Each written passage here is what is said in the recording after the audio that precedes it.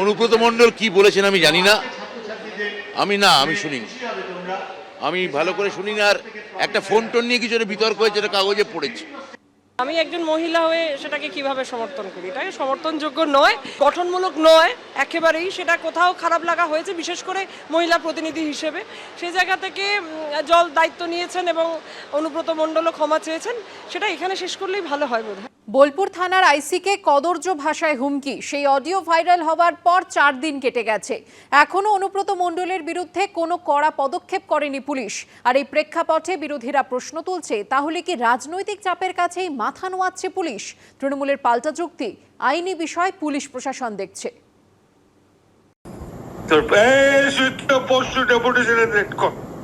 আমি যাব থানাতে, ওর চুলের মুঠি ধরে আমি বার করে নিয়ে আসবো ওখান থেকে। অনুব্রত মণ্ডলের আইসিকে অশ্রাব্য ভাষায় হুমকির ভাইরাল অডিও ক্লিপ ঘিরে চারদিকে প্রবল সমালোচনা। কিন্তু যে পুলিশের সঙ্গে তৃণমূলের দাপুটে নেতা এই আচরণ করেছেন, সেই পুলিশকে উর্দিতে লাগা কালির দাগ ঝেড়ে ফেলতে আদৌ সক্রিয়, নাকি তারা রাজনৈতিক নির্দেশ পালনেই বেশি আগ্রহী? ঘটনার পর 4 দিন কেটে গেলেও এখনো অনুব্রত মণ্ডলের বিরুদ্ধে কোনো কড়া পদক্ষেপ করেনি পুলিশ। দুবার তলব করেছে, অনুব্রত মণ্ডল দুবারই তলব অগ্রাহ্য করেছেন। দুবারই আইনজীবী মারফত জানিয়ে দিয়েছেন তিনি অসুস্থ, তাই যেতে পারবেন না। পুলিশ অনুব্রত মণ্ডলকে দেখে ভয় পায়, তৃণমূল কংগ্রেসের নেতা থেকে ভয় পায়, সেই জন্য এদেরকে ধরার ক্ষমতা নেই।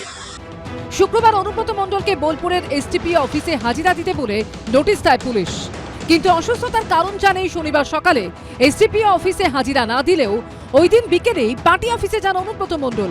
দূরত্বের বিচারে দেখা যাচ্ছে, বোলপুরের নিচুপট্টি এলাকায় অনুব্রত মণ্ডলের বাড়ি থেকে বোলপুরের তৃণমূলের পার্টি অফিসের দূরত্ব মেরে কেটে 500 মিটার, যেখানে পার্টি অফিস থেকে আর 1.5 কিলোমিটার গেলেই এসটিপিওর অফিস। আর তৃণমূলের পার্টি অফিস থেকে বোলপুর থানা মাত্র 150 মিটার দূরে। অথচ না এসটিপিও দফতর না থানা, কোথাও এখনো অব্দি হাজিরা দেননি অনুব্রত মণ্ডল। আর পুলিশও তা দেখে কার্যত চুপ করে বসে গেছে। দুবার অনুব্রত আসেননি, তাই গ্রেফতার তো দূরের কথা, তৃতীয়বার অন্তত প্রকাশ্যে নোটিশ দিয়ে তাকে ডাকার আর প্রয়োজন মনে করেনি পুলিশ। পুলিশ এখন সরকারি দলের ধমকানির একটা সাবজেক্ট হয়ে গেছে। আমার খারাপ হয়েছিল সে বীরভূমের নেতার ব্যাপারে পুলিশকে এরকম ওপেন গালাগালি দেওয়া। বাংলা মানুষ পশ্চিমবঙ্গের পুলিশকে বিশ্বাস করে না, এবং তার একটাই কারণ, মমতা ব্যানার্জি পশ্চিমবঙ্গের পুলিশকে পশ্চিমবঙ্গের পুলিশ হিসেবে চলতে দেয় না। যে কারণেই তার ক্ষোভ থেকে থাকুক, যে অভিযোগই থাকুক, ওই ভাষা তার বলা একেবারেই উচিত হয়নি, প্রশ্নই ওঠে না। তো ফলে দল সঙ্গে সঙ্গে রিয়্যাক্ট করেছে, বলেছে 4 ঘন্টার মধ্যে ক্ষমা চাইতে হবে।